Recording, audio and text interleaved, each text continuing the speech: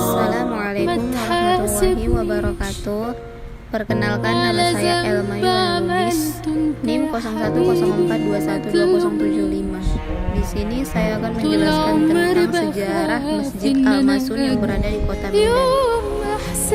Masjid Raya Medan atau Masjid Raya Al-Masun terletak di Medan, Provinsi Sumatera Utara.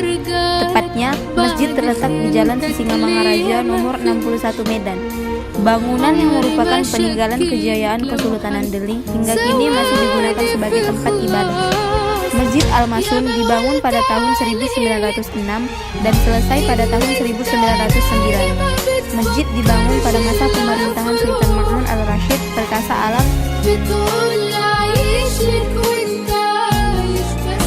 Bentuk bangunannya sangat unik.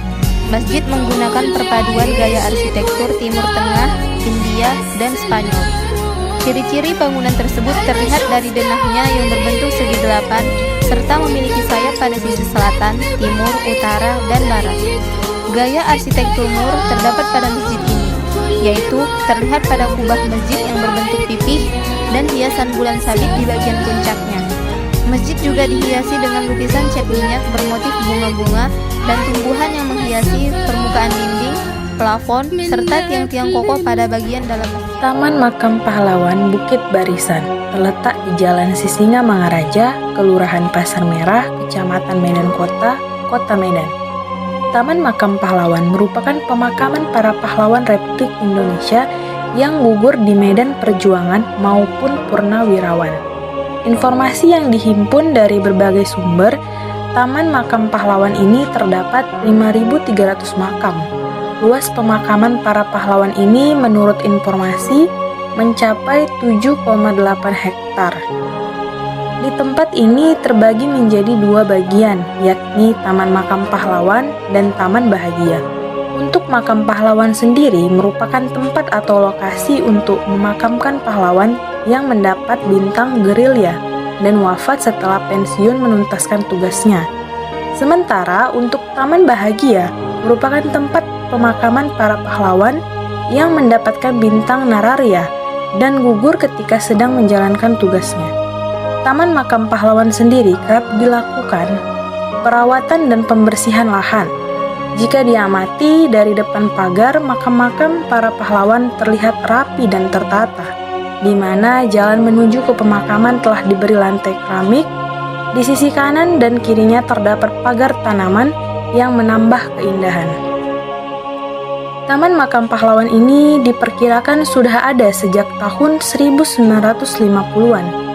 Untuk pemugaran terhadap Taman Makam Pahlawan ini dilakukan pada tahun 1995, di mana peresmiannya ditandatangani oleh Menteri Sosial Inten Suweno, Gubernur Sumatera Utara Raja Inan Siregar, serta Pangdam 1 atau Bukit Barisan Ari J. Kumar. Assalamualaikum warahmatullahi wabarakatuh. Di dalam video ini saya akan menjelaskan mengenai perjalanan kami di Istana Maimun.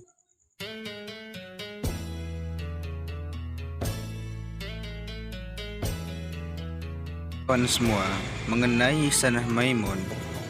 Istana ini merupakan kerajaan Kesultanan Delhi yang berada di Kota Medan, yang menjadi salah satu peninggalan Kesultanan Delhi yang masih utuh sampai sekarang, termasuk menjadi ikonik Kota Medan.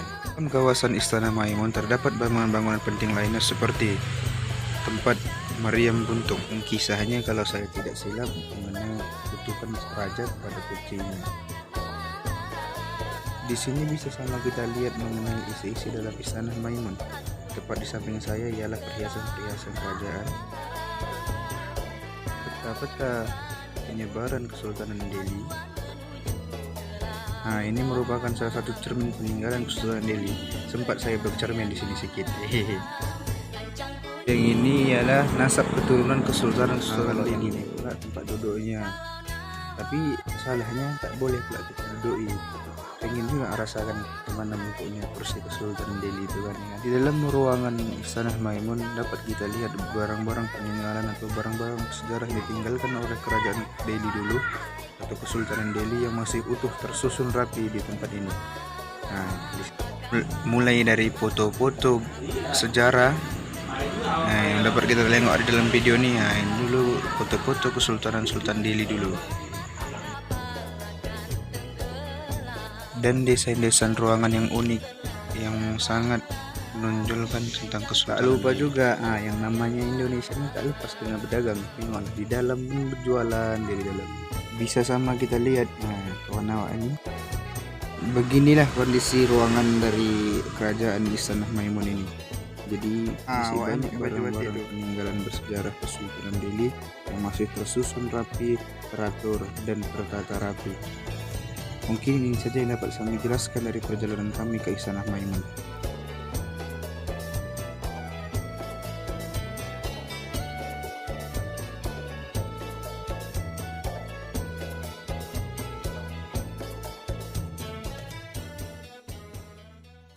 Perkenalkan, nama saya Safruddin Al-Hafiz. NIM saya 0104212119.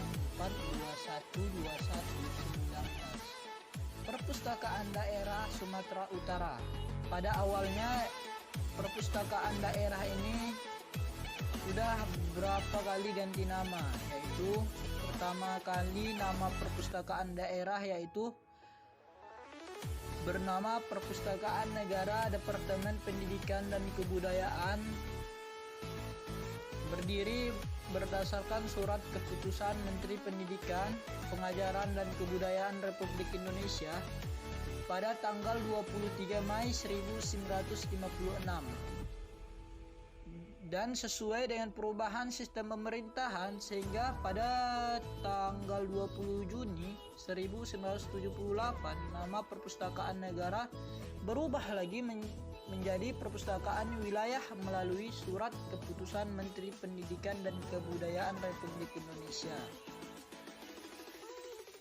Berselang kurang waktu lebih kurang 10 tahun, terjadi lagi perubahan Perpustakaan Sumatera Utara sehingga lahir lagi nama baru bagi Perpustakaan Wilayah dengan sebutan Perpustakaan Daerah Sumatera Utara.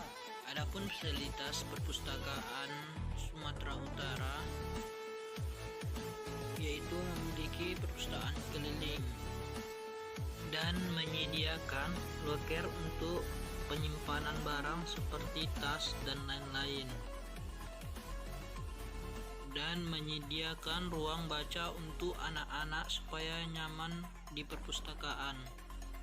Lalu ada ruangan digital yang menyediakan alat teknologi dan bisa menjadi ruang diskusi atau meeting. Di lantai 2 terdapat ruang galeri, arsip, ruang staf, dan ruang penulis. Di lantai 3 terdapat layanan umum seperti meja baca, rak buku, dan lab. Hanya itu yang dapat saya sampaikan, lebih kurang saya mohon maaf. Terima kasih. Assalamualaikum warahmatullahi wabarakatuh. Kami dari kelompok 4 akan menjelaskan atau menceritakan kegiatan kunjungan ke tempat-tempat bersejarah di Kota Medan. Pemerintahan Provinsi Sumatera Utara, Dinas Kebudayaan dan Pariwisata Museum Negeri. Museum ini diresmikan pada tanggal 19 April tahun 1982 oleh Menteri Pendidikan dan Kebudayaan dan disahkan oleh Insinyur Soekarno pada tahun 1945 berupa makara. Secara arsitektur, bentuk bangunan induk museum ini menggambarkan rumah tradisional daerah Sumatera Utara. Pada bagian atap depan dipenuhi dengan monumen dari etnis Melayu, Batak Toba, Simalungun, Karo, Mandailing, Pak, dan Nias.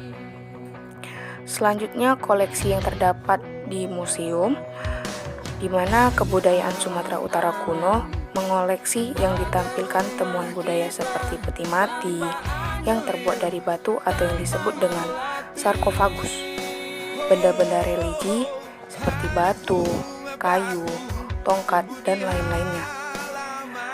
Masa kerajaan Hindu-Buddha yang terdapat koleksi seperti arca batu, perunggu, pecahan keramik, mata uang, dan lain-lainnya. Pada masa kerajaan Islam, di mana terdapat replika bagian batu nisan, beberapa Al-Quran, dan naskah-naskah Islam tua, replika Masjid Azizi di Langkat. Lalu gubernur dan pahlawan Sumatera Utara, di mana terdapat berupa foto-foto penghargaan dari hasil pencapaian prestasi serta lukisan-lukisan dari para pahlawan dan mantan gubernur Sumatera Utara.